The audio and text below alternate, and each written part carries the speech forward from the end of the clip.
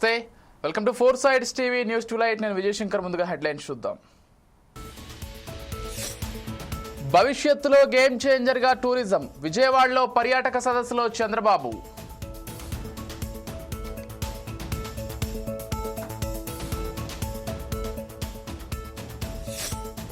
సింగయ్య కేసుపై ఏపీ హైకోర్టులో వాదనలు. జగన్ క్వాష్ పిటిషన్పై విచారణ వాయిదా.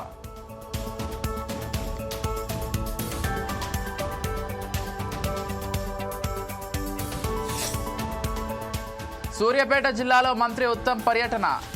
జాన్ పహాడ్ లిఫ్ట్ ప్రాజెక్టు పనుల పరిశీలన.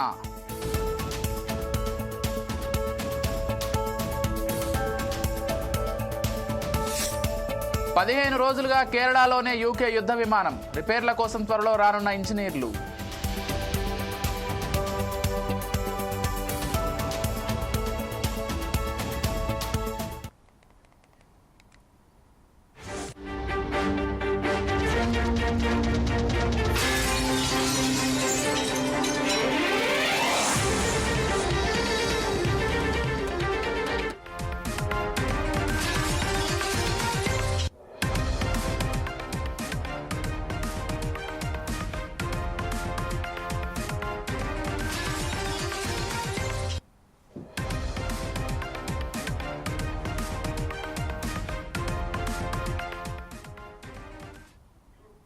రైట్. వరంగల్ ఎంజీఎం ఆసుపత్రికే రోగం వచ్చింది. రోగాల ప్రాణాలకు భద్రత లేకుండా పోయింది.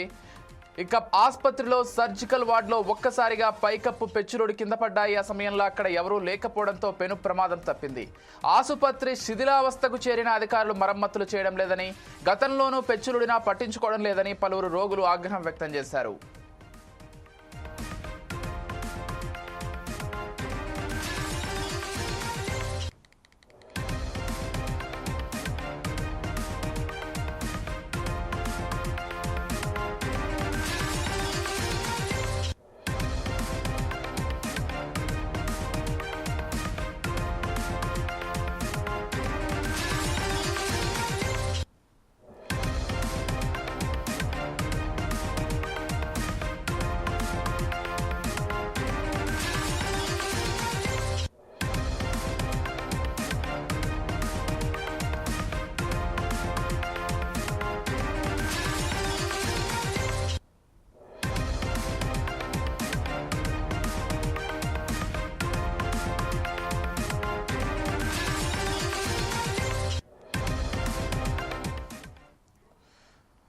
వరంగల్ ఎంజీఎం ఆసుపత్రికే రోగం వచ్చింది. రోగుల ప్రాణాలకు భద్రత లేకుండా పోయింది.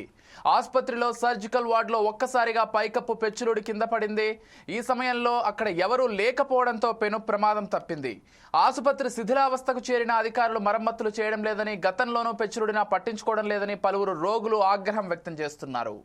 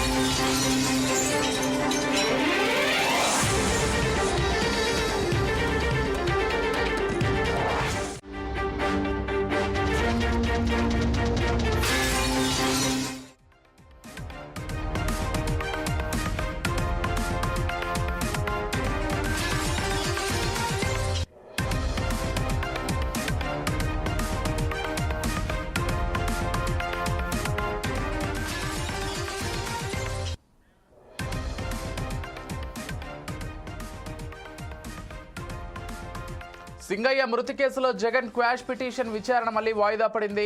పిటిషన్లపై విచారణ ఇప్పటికే 2 సార్లు వాయిదా పడగా మళ్లీ వాయిదా వేసింది. జగన్ రెంటపాళ్ల పర్యటనలో ఆయన కారు కింద పడి దళితుడు సింగయ్య మృతి చెందాడు. సింగయ్య భార్య ఫిర్యాదు మేరకు పోలీసులు జగన్తో పాటు మరికొందరిపై కేసు పెట్టారు. అయితే ఈ కేసులో జగన్ డ్రైవర్ రమణారెడ్డి A1 గా జగన్ను A2 గా చేర్చారు. దీంతో జగన్ ఇతర నిందితులు కోర్టును ఆశ్రయించారు. తాను అమాయకుండని తనను తప్పుడు కేసులో ఇరికించారంటూ జగన్ హైకోర్టును ఆశ్రయించారు. కేసు కొట్టేయాలంటూ ఇతర నిందితులు కూడా కోర్టులో క్వాష్ పిటిషన్లు వేశారు. వ్యాజ్యాలపై విచారణ జరిపిన ధర్మాసనం మంగళవారానికి వాయిదా వేసింది. అప్పటి వరకు తొందరపాటు చర్యలు తీసుకోవద్దంటూ పోలీసులను న్యాయస్థానం ఆదేశించింది.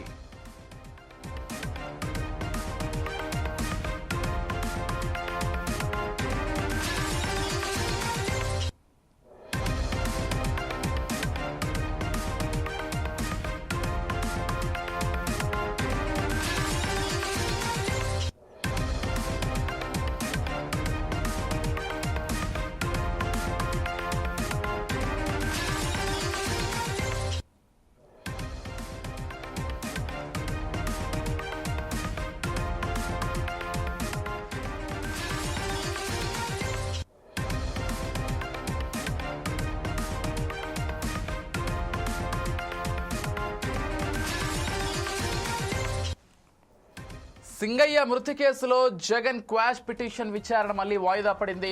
పిటిషన్లపై విచారణ ఇప్పటికే 2 సార్లు వాయిదా పడగా మళ్లీ వాయిదా వేసింది.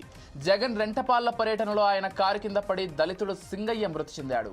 సింగయ్య భార్య ఫిర్యాదు మేరకు పోలీసులు జగన్తో పాటు మరికొందరిపై కేసు పెట్టారు. అయితే ఈ కేసులో జగన్ డ్రైవర్ రమణారెడ్డిని A1 గా జగన్ను A2 గా చేర్చారు. దీంతో జగన్ ఇతర నిందితులు కోర్టును ఆశ్రయించారు.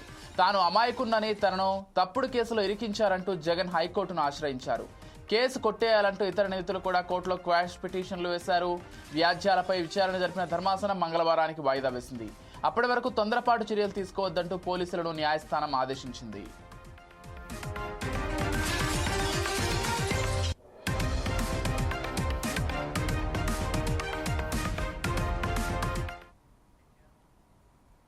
ఆంధ్రప్రదేశ్ పర్యాటక రంగానికి బ్రాండ్ అంబాసిడర్ గా వ్యవహరించడానికి తాను సిద్ధంగా ఉన్నానని ప్రముఖ యోగా గురువు బాబా రామ్దేవ్ వెల్లడించారు. ఉత్తర భారత ప్రజలకు ఏపీలో ఉన్న పర్యాటక ప్రాంతాలు చాలా వరకు తెలియవని, వాటి గురించి పరిచయం చేయాలని తాను భావిస్తున్నట్లు తెలిపారు.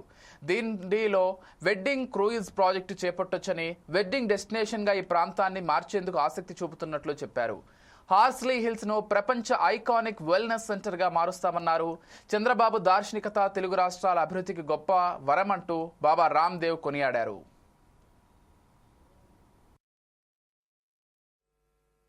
చంద్రబాబు నాయుడు లాంటి సీఎం అందరి హితము విజనరీ, ఆనెస్ట్, సద్గుణ సంపన్నమైన నాయకుడు ఈ దేశంలో ఎవరూ లేరు.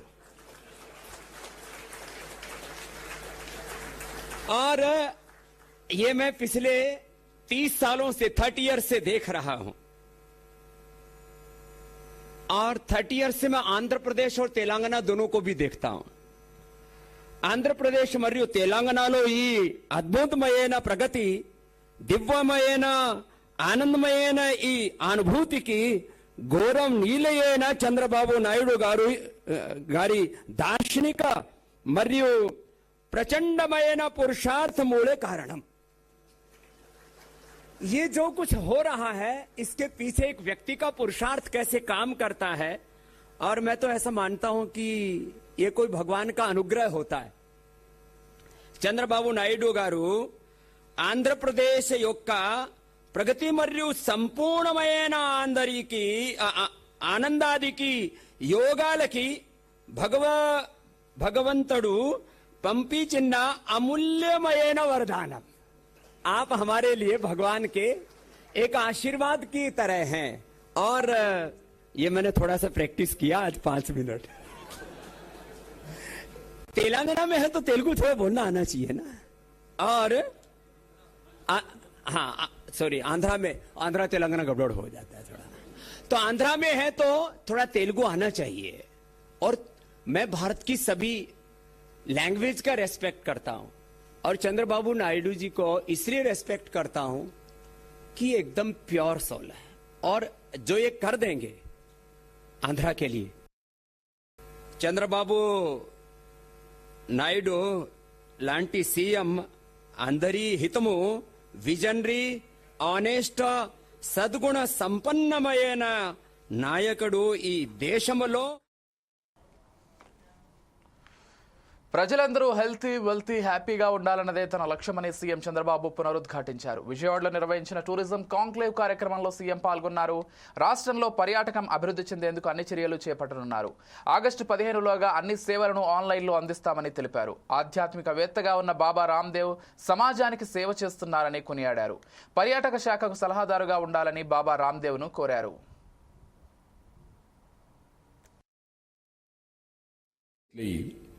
We conducted yoga in Visakhapatnam. 30 days, I promoted yoga in a big way. Honorable Prime Minister,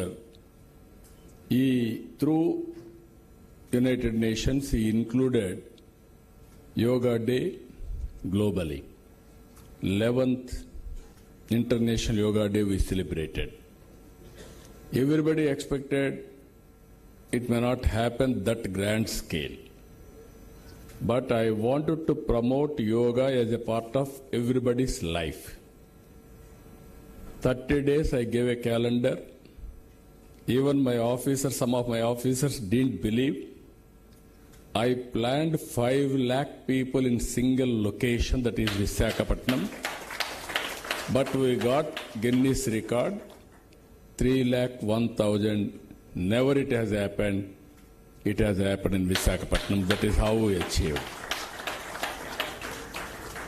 Now, PM also, so many times PMO, they told me it will happen or not. I told only one thing. Product is very great product, yoga.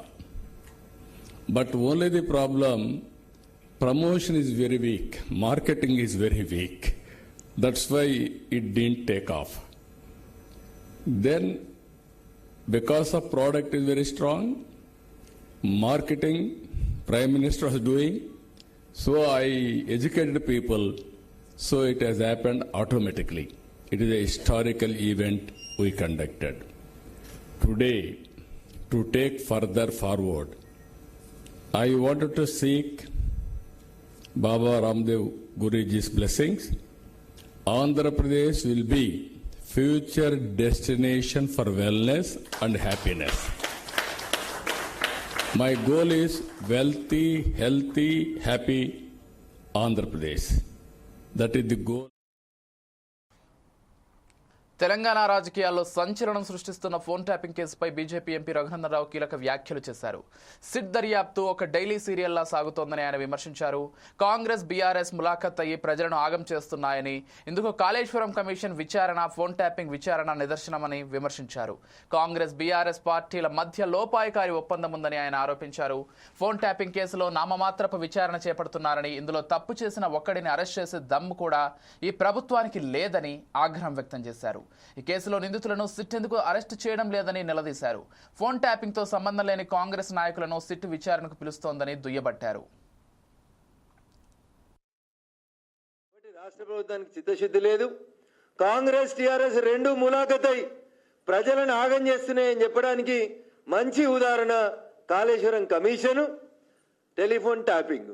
ఈ రెండిట్లలో end result ఏమొస్తుందంటే, ముఖ్యమంత్రి గారు ఎలక్షన్లప్పుడు మమ్మల్ని నూకు ఎద్దేవా చేస్తుండే, BJP ఏమిచ్చింది, కేంద్రం ఏమిచ్చిందని. ఆయనకు ఒక ఊత పదం ఉంటుండే, గాడిద గుడ్డు వచ్చిందని. ఈ కాళేశ్వరం కమిషన్ అయినా, సిట్ అయినా ఇవన్నీ ఇన్వెస్టిగేషన్ చేసి రేపు రాత్రి లాస్ట్కి తెలంగాణ ప్రజల ముందు ఏముంచుతాయంటే, ముఖ్యమంత్రి గారి భాషలో చెప్పాలంటే గాడిద గుడి తప్పితే వీళ్ళు ఏం చేసేటట్లు లేరు. ఇక్కడ కొండందవి వెనకటికో సామెత చెప్తారు, ఎలుకను పట్టిర్రని. వీళ్ళ ఆఖరికి ఎలుకను కాదు ఇంకేం కూడా పడుతుంది కూడా వీళ్ళకి చేతనైతే లేదు. నిజంగా మీ సిట్కి చిత్తశుద్ధి ఉంటే, సిట్లో పనిచేస్తున్న పోలీస్ ఆఫీసర్లకు చిత్తశుద్ధి ఉంటే ఎందుకు రిమాండ్లు జరుగుతలేవు? ప్రభాకర్ రావుని తెస్తాం, ఏ బొక్కలైనా వేస్తాం, ఏడున్నా పట్టుకొస్తామన్నారు. ఏమైంది ఇన్వెస్టిగేషన్? ఎప్పుడు జరుగుతుంది? 2023 ఎన్నికలప్పుడు మీ పంచాయతీ తెలుసుకుంటేందుకు సిట్ చెప్తున్నారు తప్పితే మేమిచ్చిన కంప్లైంట్లేవి. 2020 అక్టోబర్, నవంబర్, డిసెంబర్లో కూడా నేను గెలిచిన తర్వాత కూడా కంప్లైంట్లు ఇచ్చిన. ఏమి మరి డీజీ గారికి ఇచ్చిన కంప్లైంట్లు? మాకేం సంబంధం లేదు. మా మీదైన కేసులకు సంబంధం లేదు అంటే ఇది ఒక నాటకం అన్నట్టు. ఇటు టీఆర్ఎస్ ఇటు కాంగ్రెస్ కలిపి ఆడుకున్నట్టు, నేను కొట్టినట్టు చేస్తాను నువ్వు ఏడ్చినట్టు చేయని ఆడుకునే నాటకంగా తప్ప ఇంకొకటి చిత్తశుద్ధి లేదు. ఏ యాంపుల్ ఎవిడెన్స్ దుబ్బాక ఉప ఎన్నికలో పోలీసు వాళ్ళు మా ఫోన్లో ఏ రోజు ఎవరు వేసినారు, ఇన్నదెవరు, ఏమేమి చేసిరనేది నేను చెప్పేందుకు సిద్ధంగా ఉన్నా. పిలిచే ధైర్యం సిట్కి ఎందుకు లేదు అంటే మీరు you want to compromise the case, political vendetta, నీకు నచ్చిన వాళ్ళని పిలిచి నచ్చినట్టు రాజకీయం చేసుకుంటా ఉన్నారు. కాంగ్రెస్కి కేసులలో చిత్తశుద్ధి లేదు, సిట్లో చిత్తశుద్ధి లేదు, కాళేశ్వరంలో చిత్తశుద్ధి లేదు, ఇందిరమ్మ ఇండ్ల మీద చిత్తశుద్ధి లేదు, రైతు భరోసా మీద చిత్తశుద్ధి లేదు. కేవలం ప్రచార ఆర్భాటాలు తప్ప ఇంకొకటి లేనటువంటి పార్టీ కాంగ్రెస్ పార్టీ. గత ప్రభుత్వం 10 లక్షల కోట్ల రూపాయల అప్పులు చేసిందని ఏపీ మంత్రి నారాయణ అన్నారు. ఆర్థిక ఇబ్బందులు ఉన్నా సంక్షేమం అందిస్తున్నామని ఆయన తెలిపారు. దీపావళి నాటికి టిట్కో ఇళ్లు అందిస్తామని, గ్రామాల్లో కూడా అన్నా క్యాంటీన్లు ఏర్పాటు చేస్తామని చెప్పారు. అలాగే ఆగస్టు 15 నుంచి ఉచిత బస్సు ప్రయాణం కల్పిస్తామని మంత్రి ప్రకటించారు. గత ప్రభుత్వం 10 లక్షల కోట్లు అప్పు చేసి వెళ్ళిపోయింది. దాన్ని తీర్చే బాధ్యత మళ్ళా ఈ ప్రభుత్వం మీద పడింది. ఆర్థిక వ్యవస్థ అస్తవ్యస్తమైన ముఖ్యమంత్రి గారికి ఉన్న అపార అనుభవంతో 1 by 1 చేసుకుంటూ ఈ 1 yearలో చేసుకుంటూ వచ్చాం. మన ముఖ్యమంత్రి గారితో డిస్కస్ చేసాం. ఫస్ట్ 430, 365 రేపు దీపావళికి పూర్తి అయ్యేటట్టుగా ఆల్రెడీ వర్క్ టేకప్ చేశారు. 200 అన్నా క్యాంటీన్స్ ఓపెన్ చేయటమే కాదు, రూరల్లో కూడా ప్రతి రూరల్లో కూడా ఒక అన్నా క్యాంటీన్ ఉండాలని గత ప్రభుత్వం 10 లక్షల కోట్లు అప్పు చేసి వెళ్ళిపోయింది. దాన్ని తీర్చే బాధ్యత మళ్ళా ఈ ప్రభుత్వం మీద పడింది. ఆర్థిక వ్యవస్థ అస్తవ్యస్తమైన ముఖ్యమంత్రి గారికి ఉన్న అపార అనుభవంతో 1 by 1 చేసుకుంటూ ఈ 1 yearలో చేసుకుంటూ వచ్చాం. మన ముఖ్యమంత్రి గారితో డిస్కస్ చేసాం. ఫస్ట్ 430, 365 రేపు దీపావళికి పూర్తి అయ్యేటట్టుగా ఆల్రెడీ వర్క్ టేకప్ చేశారు. 200 అన్నా క్యాంటీన్స్ ఓపెన్ చేయటమే కాదు, రూరల్లో కూడా ప్రతి రూరల్లో కూడా ఒక అన్నా క్యాంటీన్ ఉండాలని గత ప్రభుత్వం 10 లక్షల కోట్లు అప్పు చేసి వెళ్ళిపోయింది. దాన్ని తీర్చే బాధ్యత మళ్ళా ఈ ప్రభుత్వం మీద పడింది. ఆర్థిక వ్యవస్థ అస్తవ్యస్తమైన ముఖ్యమంత్రి గారికి ఉన్న అపార అనుభవంతో 1 by 1 చేసుకుంటూ ఈ 1 yearలో చేసుకుంటూ వచ్చాం. మన ముఖ్యమంత్రి గారితో డిస్కస్ చేసాం. ఫస్ట్ 430, 365 రేపు దీపావళికి పూర్తి అయ్యేటట్టుగా ఆల్రెడీ వర్క్ టేకప్ చేశారు. 200 అన్నా క్యాంటీన్స్ ఓపెన్ చేయటమే కాదు, రూరల్లో కూడా ప్రతి రూరల్లో కూడా ఒక అన్నా క్యాంటీన్ ఉండాలని గత ప్రభుత్వం 10 లక్షల కోట్లు అప్పు చేసి వెళ్ళిపోయింది. దాన్ని తీర్చే బాధ్యత మళ్ళా ఈ ప్రభుత్వం మీద పడింది. ఆర్థిక వ్యవస్థ అస్తవ్యస్తమైన ముఖ్యమంత్రి గారికి ఉన్న అపార అనుభవంతో ఈ నెల 29న కేంద్ర మంత్రి అమిత్ షా నిజామాబాద్లో పర్యటించనున్నారు. నిజామాబాద్లోని పసుపు బోర్డు ప్రధాన కార్యాలయాన్ని ఆయన ప్రారంభించనున్నారు. ఈ నెల 29న మధ్యాహ్నం 1 గంటకు బేగంపేట విమానాశ్రయం అమిత్ షా చేరుకోనున్నారు. అక్కడి నుంచి నిజామాబాద్ పసుపు బోర్డు ప్రారంభోత్సవ కార్యక్రమంలో పాల్గొంటారు. దీనికోసం బీజేపీ విస్తృత ఏర్పాట్లు చేపట్టింది.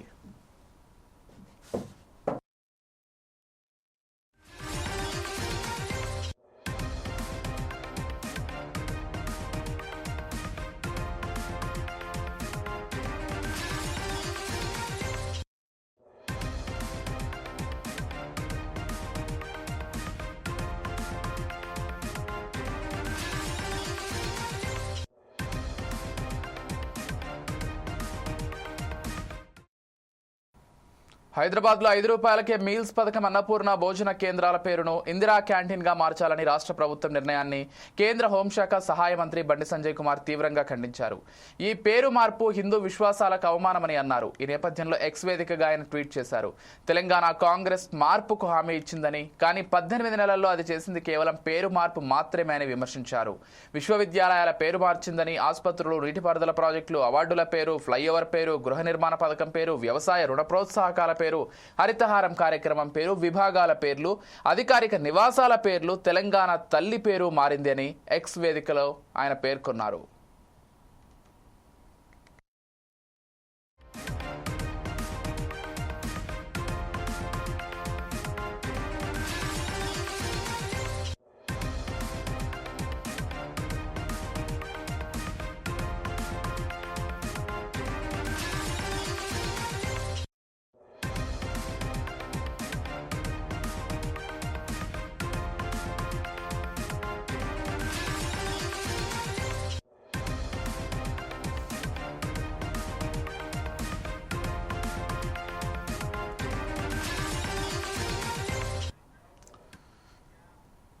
ఇవి bulletin updates. Keep watching 4 Sides TV.